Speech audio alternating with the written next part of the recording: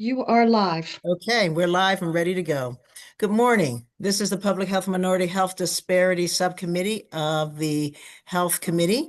This is March 10th, 2026, and we will be hearing in this order House Bill 181, House Bill 410, House Bill 922, House Bill 939, and House Bill 1357.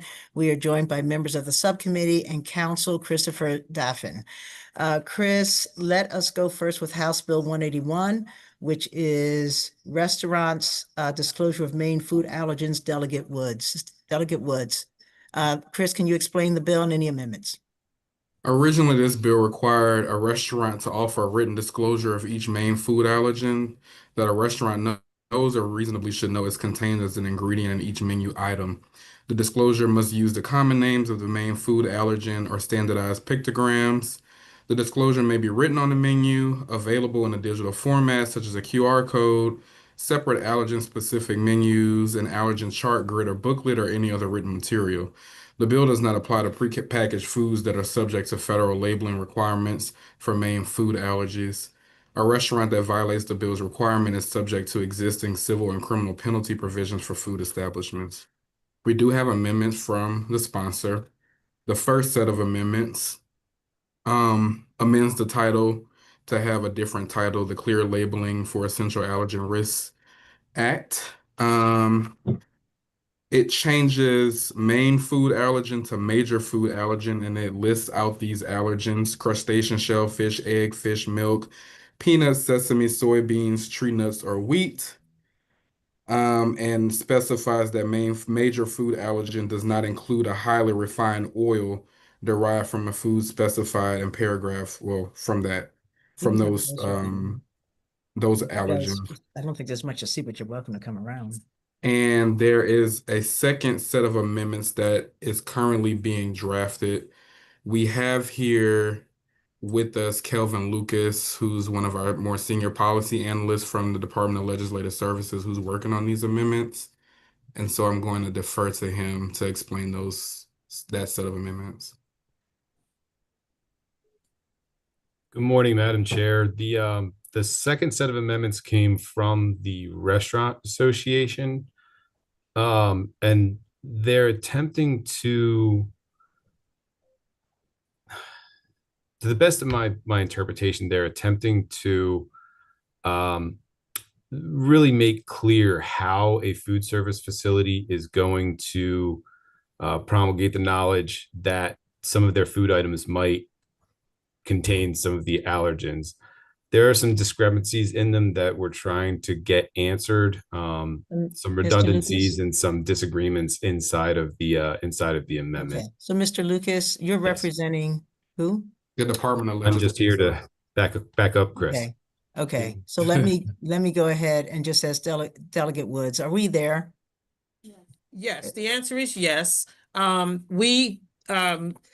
I don't know if Mr. Lucas wanted to speak specifically to, but I can tell you some of the amendments that we agreed to that the Restaurant Association. Well, let me just ask this. Do the amendments bring us to Kumbaya? I believe the answer is yes. Okay, and who's here representing the restaurants? Mr. Thompson. Yes, good afternoon, Madam Chair. And we did submit the amendments to Chris Staff and the committee staff, and all our amendments really do is clarify what the intent was that Delegate Woods expressed at the last work group meeting, which was to require restaurants to provide a written notice disclosing what the 9 major allergens are, and notice that a customer who has any food allergies should notify the server or staff.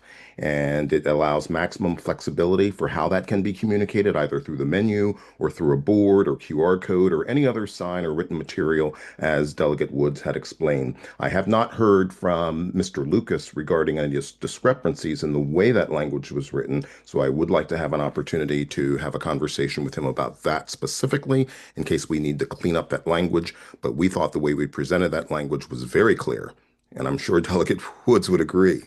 Okay. I'm going to ask if there's a motion to move the conceptual amendment, and if there's no motion, then we will not be moving forward at this time. Move. Let's move the conceptual amendment. Do I have a second?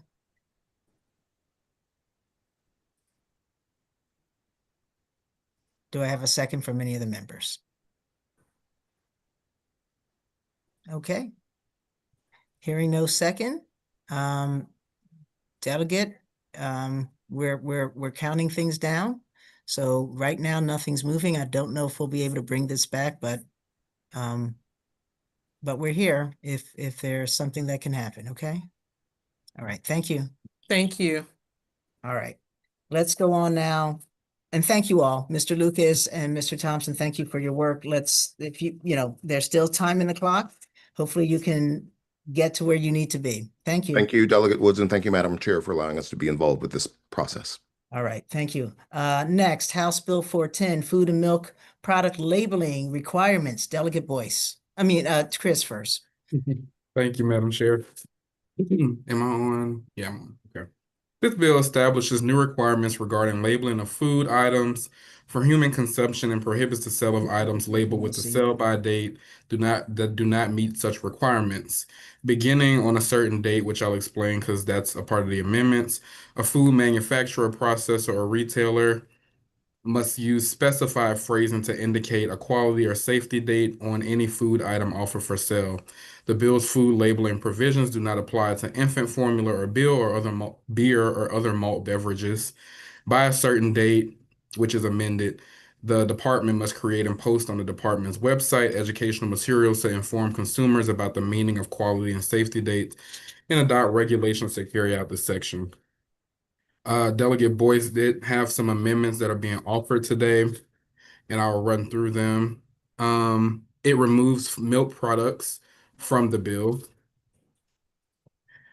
In addition to the exceptions that the bill doesn't apply to, infant formula, beer, or other malt beverages, the delegate has also included dietary supplements. The compliance dates have been moved out a year from 2027 to 2028. There is a provision that allows a food retailer beginning in 2028 to sell or offer for sale a food item manufactured for human consumption that isn't labeled in accordance with the section before the compliance date. And the bill also is amended to include the University of Maryland Extension and food donation organizations. They are to work in conjunction with the department to create no longer an educational program, but just educational materials. And everything else in the bill that refers to grade A milk products or milk products in general is stricken from the bill. All right, thank you very much. Can I have a motion on the amendment so that we can just open it up for discussion, please? Move the amendment. Thank you. May I have a second?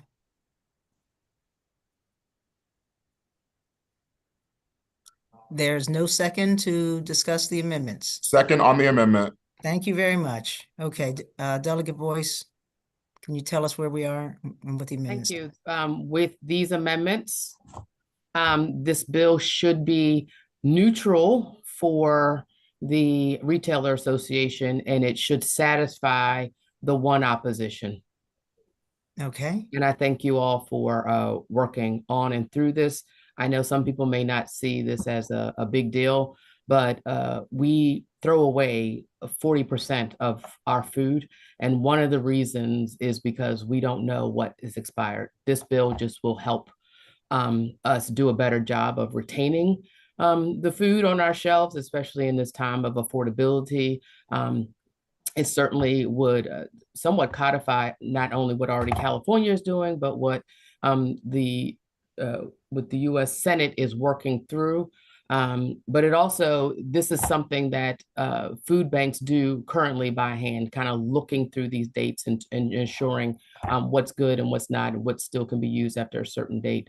But again, going through those different type of labels because there are many others. So I really thank the committee for the consideration. All right, thank you. From the retailers, Ms. McDonough? Are you representing? Oh, it's Kaylee. I'm Caitlin. Okay, all right. So yeah, I'm not on this bill. Okay. This exempts formula. Okay, thanks. Anyone here for the retailers to confirm that we are kumbaya, at least neutral? Okay, then by their absence. Okay, so we've had a motion on the amendments. in a second. So all in favor of the amendment signify by saying aye or raising either your virtual or your yellow hand. Aye. Okay, so I've got Kaufman, Hutchinson, Riley, Martinez, Werman, and Hill. Any opposed? And please note that Austin is not present. Oh, Ms. Locklear. Okay, we've already voted on the amendments. Okay, can I have a motion on the bill as amended? Move the bill. All right, second? Anyone? Second. Thank you. Okay, it's been moved and seconded. Any questions or discussion on the bill as amended? Okay, let's take a vote. All in, Delegate Hutchinson. Yes, Madam Chair. I do know that Kaylee Locklear did join. I don't think she was on previously. I didn't know whether she had anything to add to the bill. Okay. Okay, Ms. Locklear, are you all neutral on the bill now? We are not. We're still opposed to the bill. We have concerns. We have spoken to Delegate Boyce and really appreciate her time. We worked with her on all these amendments. However, any sort of patchwork of labeling will end up costing consumers money. And we do have estimates from multiple members about creating something like this. And we've talked about it at length, but we appreciate her time in the subcommittee. Okay, thank you. Okay, the bill has been moved as amended and seconded. I'm going to ask for a vote. All in favor of the bill as amended, please indicate by raising your hand or saying aye. Aye. Okay, so we've got Kaufman, Martinez, Hill. Okay. Any opposed? Raise your hand. I've got Hutchinson and Riley. Okay, Delegate Warman, you're not voting on this bill, is that correct? I'm voting in favor of it. Sorry if I missed it. You're in favor? Okay, please put Delegate Warman down as favorable. And we see that Delegate Austin is not present. Delegate Riley, did you have something you want to speak, or is that your hand up for now? Okay, so it moves forward, not unanimously. Okay, thank you very much. Yeah. All right, next, let's go on to House Bill 939, Certificates of Birth Filing Time Period. This is Delegate Rosenberg's bill. I don't know if Delegate Rosenberg is here, but Chris, can you go ahead and walk us through the bill and any amendments? Originally, the bill increased from 5 to 12 calendar days, the period of time following a birth within which a certificate of birth must be completed and filed with the Department of Health. I believe there are amendments coming, but I don't have them in front of me. So I would defer to anyone who has knowledge of the amendments. Okay, is there anyone here who can speak to the amendments? Okay, sorry, Caitlin, Ms. McDonough, go ahead, please. Yeah, hi, thank you. And I know Megan from the department is on as well, post the last subcommittee. So we did look at some religious exemption language from other states to see if that would be more preferable to the subcommittee.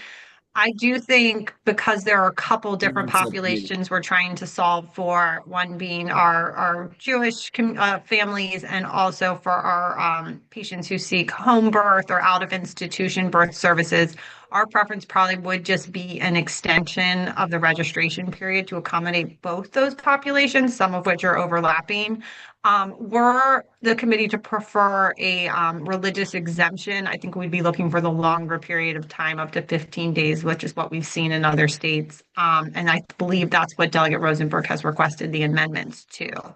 I think, the department's maybe looking at a shorter period or trying to accommodate the populations differently, but I'll let Megan speak to that. So, for either a straight up extension for a shorter time, I think works better for us, or if we are going to have the religious exemption and only address that one population, I think we'd be looking for like a longer accommodation for that.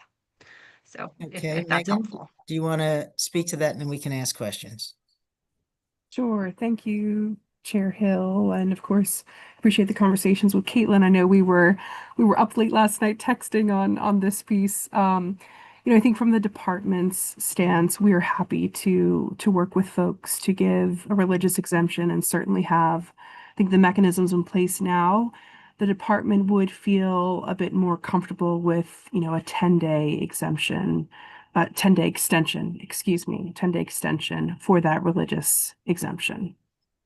Okay. Sounds like you're still working it out. Members, do you have any questions about this amendment that's being worked out or about the bill itself? Okay, so as you guys continue to work on the amendment and we don't actually have a conceptual amendment to consider, there being no other discussion, then we thank you guys for coming. We look forward to your getting that worked out so that we can hopefully get it in at our next subcommittee meeting, which should be later this week. Thank you. Okay, thank you very much.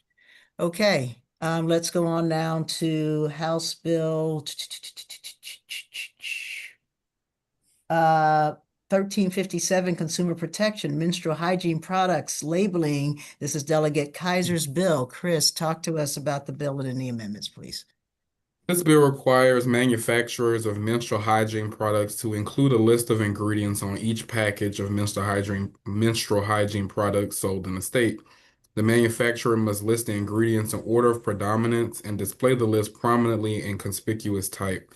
Violation of the bill is an unfair, abusive, or deceptive trade practice under the Maryland Consumer Protection Act, subject to its civil and criminal penalty provisions. But there was a few amendments to change some of that. The amendments change a couple of definitions. I'm sorry. Oh, okay. Just want to make sure nobody was chiming in. Okay. The definitions are changed. The first definition is ingredient, which originally meant any intentionally added substance in a menstrual hygiene product. Intentionally has been stricken from that, and now the definition is any added substance in a menstrual hygiene product that serves a technical or functional purpose. Menstrual hygiene product was changed to include disposable or reusable products. The bill was amended to include a compliance date for April 1st, 2028. And there was a amendment to clarify that the list of ingredients had to be displayed on the consumer-facing package. There was an amendment to add a provision that says a manufacturer may list a proprietary ingredient or combination of ingredients by their common name to protect confidentiality. The bill was amended to strike the section or the part of the section that made a violation of the section of unfair or deceptive trade practice under the MCPA, and instead it added a penalty.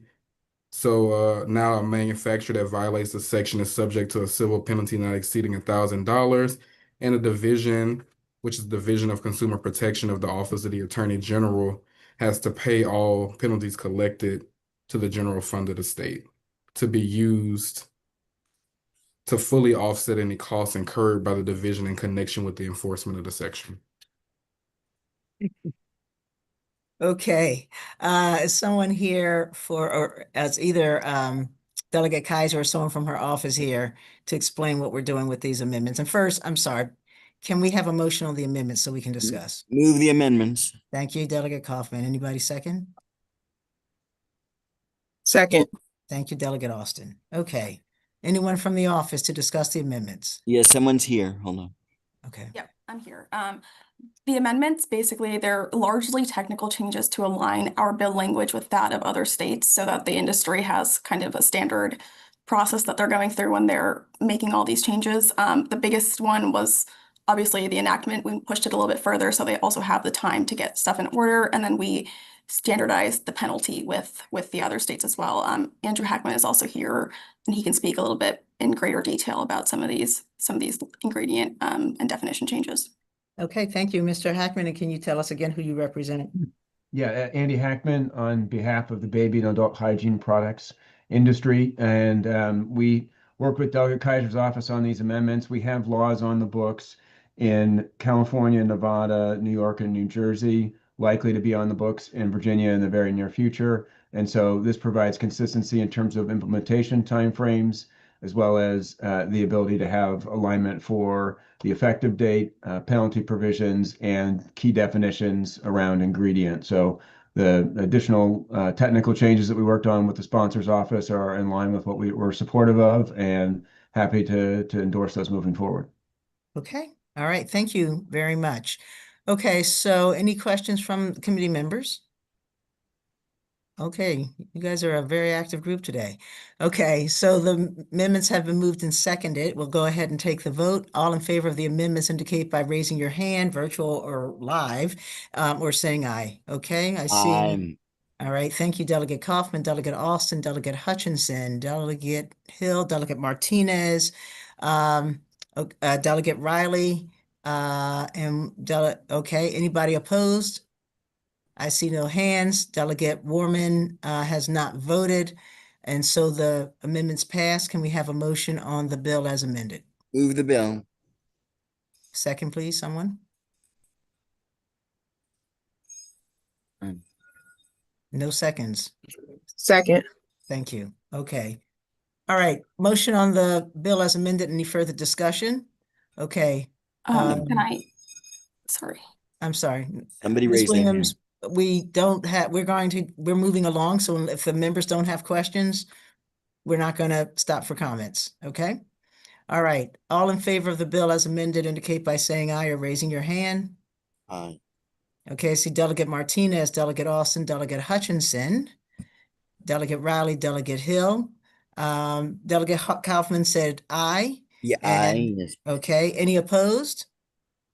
Any abstaining? Okay, and please note that Delegate Warman did not vote. I suspect she's in another committee hearing right now. Okay, all right. So that bill passes, near unanimous, but not quite. Okay, and let us go on to our final bill of the day, House Bill 922, Behavioral Health Administration, Behavioral Health Programs, Relocation. Delegate Hutchinson's bill. Are there any amendments? And if not, can you just tell us about the bill? Thank you, Chris. This bill requires the Behavioral Health Administration to adopt regulations to authorize a behavioral health program to relocate to another site. The regulations must, one, provide an expedited approval process for the relocation of an existing behavioral health program, separate from the application process for a new program. It must authorize a relocating program to use documentation previously submitted to the administration if the documentation is unchanged or not relevant to the relocation. It authorizes temporary approval for a relocating program to begin practicing at the new site upon determination by the administration that the new location meets safety standards. It authorizes the administration to consider the program's regulatory record as a basis for streamlining the review and approval process for relocation. And finally, it requires the administration to provide clear timelines and standards for the review and approval process for relocation. There were no amendments. Okay, very good. Any comments, Delegate Hutchinson, who picked this moment to walk away from his camera? Okay, can we have a motion on the bill? You got Sorry about great that. timing, Move the Delegate. bill. Move the bill. Second. Okay, we've had a motion and a second on the bill. Any comments or commentary, questions on the bill? Okay, it's been moved and seconded. All in favor of the bill, please indicate by raising your hand, saying aye, or otherwise indicating. Aye. Okay, Delegate Kaufman, Delegate Riley, Delegate Hutchinson, Delegate Martinez, Delegate Austin, Delegate Warman. The bill passes unanimously. And that concludes our business for the day. Thank you all very much. See you at 1 o'clock, 12 minutes. See you. Okay. Whew.